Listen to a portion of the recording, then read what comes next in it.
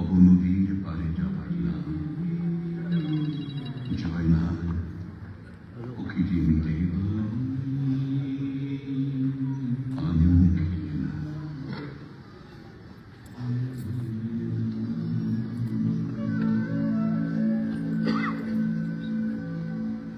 অকৃতদাস শোভেন্দ্রনাথের জন্য মাসহারা বরাদ্দ হয়েছিল মাত্র 20 টাকা।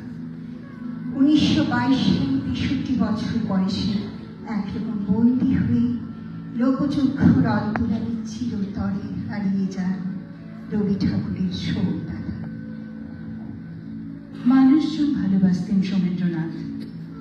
জীবজন্তুর প্রতি অদ্ভুত গভীর ভালোবাসা ছিল রবীন্দ্রনাথের সোমদাদার। তার শ্রাদ্ধের প্রার্থনায় স্মৃতিচারণ করেছিলেন ভ্রাতুষ্পুত্র সুধীন্দ্রনাথ। আজ 10 দিন পূর্বে আমাদের গৃহের নিচের তলায়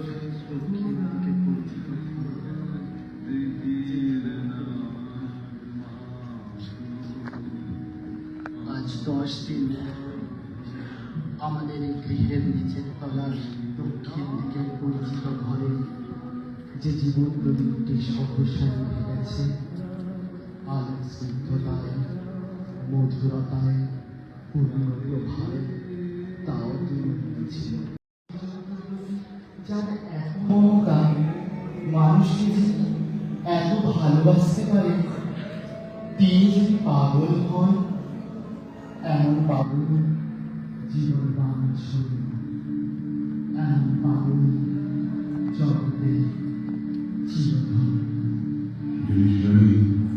কোন বৃষ্টি নেশা ভরা সন্ধ্যাবেলায় শীতার্থ রাতে কুয়াশায় মাখা এক অপার্থিব অলৌকিক চন্দ্র অবলোকন করে কি প্রখর তখন তাকে খোয়াইয়ের নিদান রক্ত কোমল গান্ধার মাঝে একটি পাগল হওয়ার সাথে আলোর জাগে দিয়ে 14 বছর বয়সে মায়ের মৃত্যু নিয়ে যে শোকের সূচনা, তারপর সারাটা জীবন ধরে খ্যাতি যশ সম্মানের পাশাপাশি অজস্র প্রিয়জন হারানোর বিয়োগ ব্যথা, দুঃখ, যন্ত্রণা, শোক, জীবন ভোর যে মৃত্যুর মিছিল, এসবও কি আমার পাগল হয়ে যাওয়ার জন্য সঙ্গত ছিল না?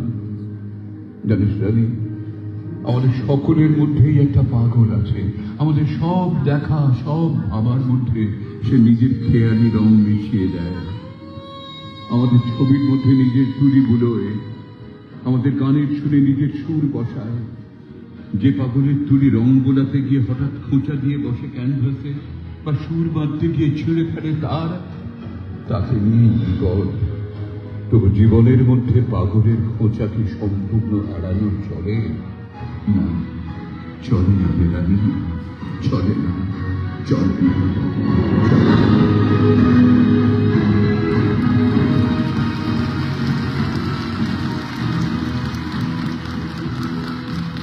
ধন্যবাদ। এখানে এমন অনেক কিছুরই অবতারণা আছে যেগুলো হয়তো অনেকেরই আমাদের জানা নেই, কিন্তু যিনি গবেষণা করে এগুলো তৈরি করেছেন সেটাকে অবলম্বন করেই রবীন্দ্রনাথের গানের কথায় আমরা নিবেদন করলাম আঁধার রাতে একলা পাগল। নমস্কার।